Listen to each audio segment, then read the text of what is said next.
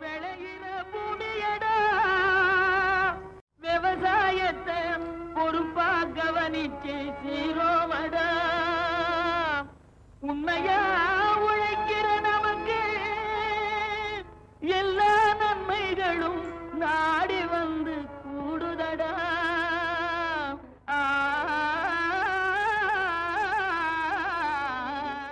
மாத்தி யோசிச்சேங்க. திருந்திய நெல் சாகுபடியில் வெற்றி கண்ட விவசாயி டி. இளங்கோவன்.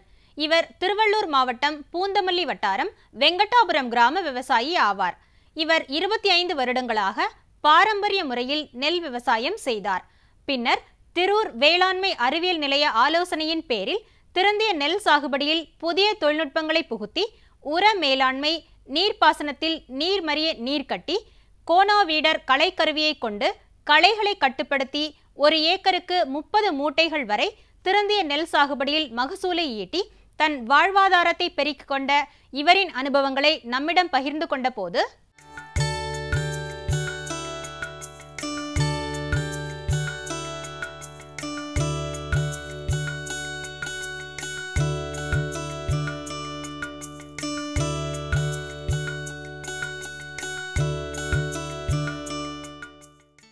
என்னுடைய விவசாய தொழில் வந்து பாரம்பரிய தொழில். எங்கள் அப்பாவுக்கு அதுக்கப்புறம் நாங்கள் வந்து விவசாயம் பண்ணிட்டு வரோம். கடந்த 25 வருடங்களாக சாதாரண முறையில் விவசாயம் செஞ்சுட்டு வந்தோம். நாங்கள் பருவநிலை பொய்த்ததுனாலையும் மின்சார தட்டுப்பாட்டின் காரணமாகவும் விவசாயம் செய்கிறது ஒரு கேள்விக்குறியாக எங்களுக்கு மாறியது. அதுக்கப்புறம் வந்து நெல் ஆராய்ச்சி நிலையம் திருவூர் அறிவியல் நிலையத்தை அணுகி அவங்களுடைய ஆலோசனைப்படி திருந்தி நெல் சாகுபடி முறையை வந்து கையாள சொன்னாங்க. அதுக்கப்புறம் வந்து நாங்கள் வந்து ஒரு 3 வருடமாக வந்து திருந்தி நெல் சாகுபடியில் விவசாயம் பண்ணிட்டு வரோம். அதில் பார்த்திங்கன்னா குறைந்த நெல் அளவு, குறைந்த நீர்ப்பாசனம், குறைந்த உர அளவு, அதிக மகசூல், இந்த 4 முறையில் நம்மளுக்கு வந்து லாபகரமாக இருக்கிறதுனால அதை நாங்கள் வந்து செஞ்சுட்டு வரோம். அதில் பார்த்திங்கன்னா முதல்ல வந்து 1 ஏக்கருக்கு வந்து 2லேருந்து 3 கிலோ விதை அளவு போதுமானது. 1 சென்ட் நாற்றுங்கால் 1 ஏக்கருக்கு மேட்டுப்பாத்தி அமைச்சு அதில் நாற்று விட்டு 14 நாற்று வந்து நடுவுக்கு தயாராகிடுது. ஒரு சதுர மீட்டரில் வந்து 16 குத்து நாற்று இருக்கும்படியாக நம்ம வந்து பார்த்துக்கணும். எல்லா நிலத்துலையும் கரெக்டாக நாற்று அளவு வந்து இப்போ கண்காணிக்கிறது முக்கியமான ஒரு வேலை. அதுக்கப்புறம் நடுவு நட்டால் 10, 20, 30, 40வது நாளில் 10 நாள் இடைவெளியில் கோணாவிடார் என்ற களைக்கருவி கொண்டு களை எடுக்கணும். களை எடுக்கும்போது அது மண்ணை பிரட்டி போடும்போது நிலத்தில் உள்ள களைங்க வந்து மண்ணுக்குள்ளே மக்கி உரமாக மாறுது. சாதாரண நடுவில் 75 கிலோ கொண்ட மூட்டை வந்து 25 மூட்டை ஏக்கருக்கு கிடைக்குதுன்னா, திருந்தி நெல் சாகுபடியில் பார்த்திங்கன்னா 5 மூட்டை நம்மளுக்கு வந்து கூடுதலாக கிடைக்குது. 30 மூட்டை கிடைக்கிறதுக்கு வாய்ப்பு இருக்குது. நாங்களும் வந்து செஞ்சு பார்த்தாலும் எங்களுக்கு கரெக்டாக 30 மூட்டை ஏக்கராக கிடைக்குது. திருந்திய நெல் முறையில் 6 கோட்பாடுகள் உள்ளன. குறைந்த நெல் விதை அளவு, இளநாற்று, சதுர நடவு, கோணாவிடார் கொண்டு களைக்கருவி மூலம் களை எடுத்தல், நீர்மறிய நீர் கட்டுதல், பச்சை இலைவண்ணை ஆட்டியை பயன்படுத்தி நைட்ரஜனை பற்றி நான் அறிஞ்சு நம்ம அதுக்கு தகுந்த மாதிரி உரம் இடுறது. இந்த 6 கோட்பாடுகளையும் பயன்படுத்தி நான் மகசூல் எடுத்து நல்லா விளைச்சல் கண்டுள்ளேன். ஆகையால் எல்லா விவசாயிகளும் இந்த மகசூலை இந்த மாதிரி திருந்தி நெல் சாகுபடியை பயிரிட்டு நல்லா பயன்பெறுமாறு கேட்டுக்கொள்கிறேன். இவரை தொடர்பு கொள்ள வேண்டிய கைபேசி எண் டி. இளங்கோவன் 9840480704. பசுமை புரட்சிக்கு பல வகைகளில் உதவி புரிகிறது உழவியல் துறை. இத்துறை பல்வேறு விதமான ஆராய்ச்சிகளை மேற்கொண்டு விவசாயிகளுக்கு வழங்கி வருகிறது.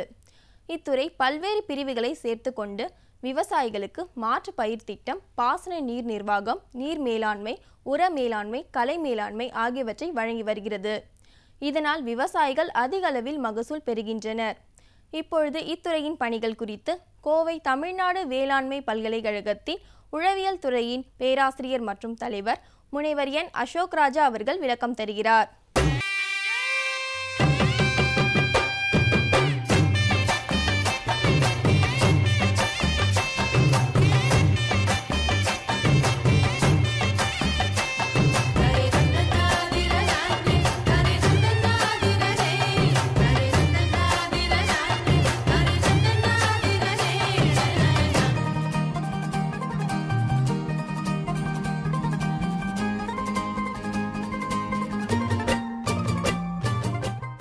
எந்த ஒரு பயிரானாலும் ஒரு புதிய ரகமானாலும் அதில் வந்து நடவு முதல் இல்லை விதைப்பு முதல் அறுவடை வரை உண்டான சாகுபடி தொழில்நுட்பங்களை ஒட்டுமொத்தமாக நம்ம வந்து கண்டறிந்து விவசாயிகள் பயன்பெறும் வரும் வகையில் நம்ம வந்து சொல்கிறது தான் இந்த உழவியல் துறையோட முக்கிய நோக்கம். இப்போ ஒருங்கிணைந்த பண்ணையம் முறைன்னு நம்ம வந்து இப்போ எல்லாம் கடைபிடிச்சிட்டு வர்றோம். இது முந்தைய காலத்தில் நம்ம வந்து கலப்பு பண்ணையம்னு சொல்லிட்டு இருந்தோம். இப்போ கலப்பு பண்ணையம் தான் இப்போ வந்து ஒருங்கிணைந்த பண்ணையமாக நம்ம வந்து சொல்லி அதில் நம்ம பயிர் சாகுபடி மட்டும் நம்ம பண்ண முடியாது. அதை மட்டும் நினச்சிக்கிட்டு அதை மட்டும் பண்ணி வருமானம் கிடைக்காது.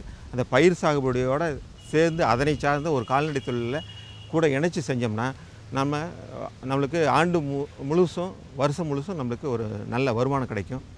இப்போ வந்து கறவை மாடு வளர்ப்பு, அப்புறம் மறுபடியும் ஆடு வளர்ப்பு, அப்புறம் கோழி வளர்ப்பு, காளான் வளர்ப்பு, மீன் வளர்ப்பு போன்ற பல கால்நடை சார்ந்த தொழில்கள் இருக்குது.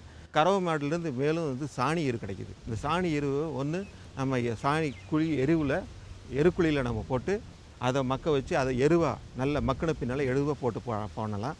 இதை பார்த்தோம்னா இந்த பாசன நீர் நிர்வாகம், அதில் வந்து தென்னை, மா, கொய்யா, சப்போட்டா இந்த மாதிரி அதிக இடைவெளி பயிர்களில் வந்து மேற்பரப்பு பாசனம் செய்கிறதுக்கு பதிலாக சொட்டு நீர் பாசனம் செஞ்சுன்னா கிட்டத்தட்ட 2 தடவை, அதாவது 66% தண்ணி வந்து பாசன நீர் மிச்சப்படுத்த முடியும்.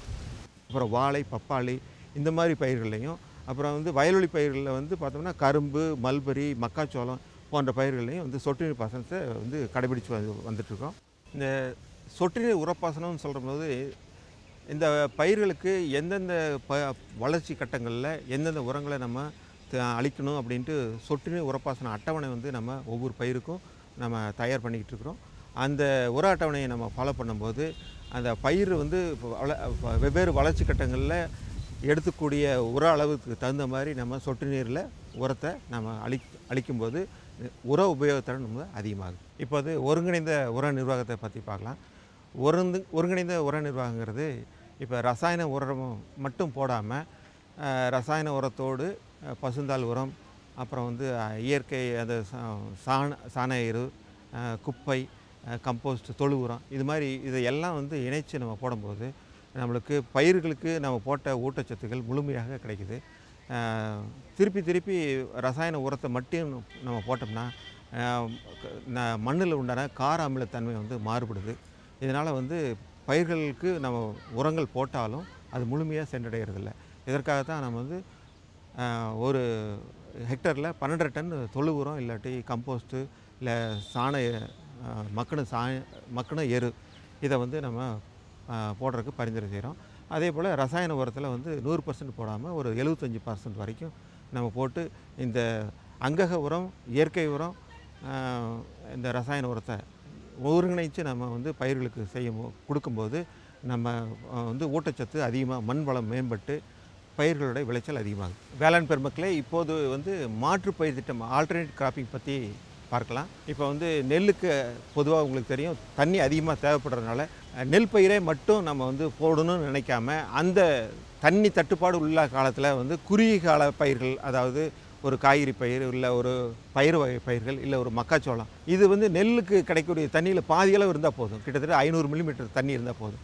இந்த 2 மாதத்தில் வந்து ஒரு லாபம் தரக்கூடிய ஒரு காய்கறி பயிரில் நம்ம போட்டு இல்லை ஒரு பயிர் வகைகளை போட்டோம்னா நல்ல லாபம் கிடைக்கும். அதுக்கு பின்னால் மழை வந்த பின்னால் 2வது பருவத்தில், அதாவது வடகிழக்கு பருவத்தில் ஒரு நெல் பயிரை போடலாம். அந்த நெல் பயிர் சம்பா பருவம்னு சொல்கிறோம். அந்த நல்ல தண்ணி வந்த பின்னால் மேட்டூர் டேம்லேருந்து தண்ணி ரிலீஸ் ஆன பின்னால் காவிரி டெல்டா பகுதியில் பெரும்பாலும் இந்த சம்பா பகுதியில் அதிக அளவு நெல் சாகுபடி செய்கிறோம்.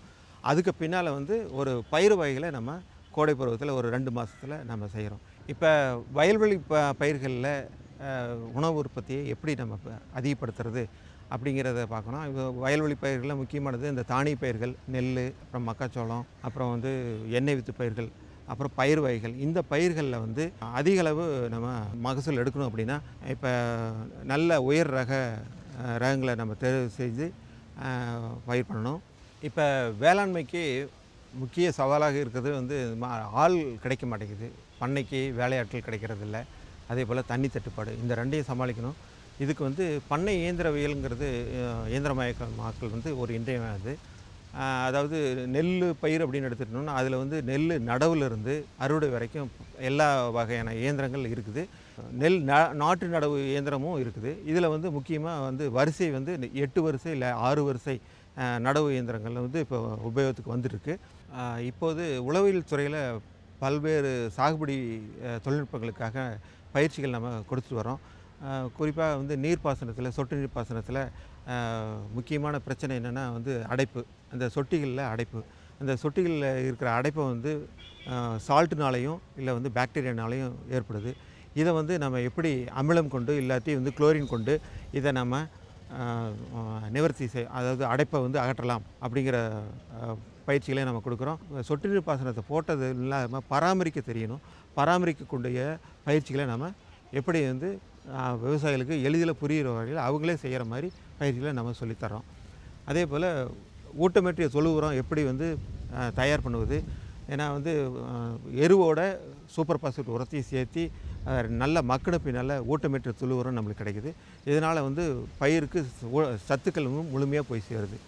அதில் வந்து பயிற்சிகள் நம்ம கொடுக்குறோம். அப்புறம் ஒருங்கிணைந்த பண்ணையத்தில் வந்து எந்தெந்த பகுதிகளுக்கு என்னென்ன மாதிரி கால்நடை தொழில்களை வந்து பயிரோடு சேர்ந்து இணைத்து நம்ம சாகுபடி பண்ணுறாங்கிற ஆலோசனையை நம்ம கொடுத்து வர்றோம். அப்புறம் ஒருங்கிணைந்த கலை நிர்வாகத்தை பற்றி சொல்கிறோம். இப்போ எந்தெந்த பயிர்களுக்கு நம்ம களைக்கொல்லிகளை நம்ம பயன்படுத்துகிறோம், என்னென்ன மாதிரி களைக்கொல்லிகளை பயன்படுத்தணுங்கிற அந்த பயிற்சிகளை நம்ம கொடுக்குறோம். இவரை தொடர்பு கொள்ள வேண்டிய கைபேசி எண் முனைவர் என் அசோக் ராஜா 9367789899. மீண்டும் நாளைய பொன் விளையும் பூமி நிகழ்ச்சியில் சந்திப்போம். நன்றி, வணக்கம்.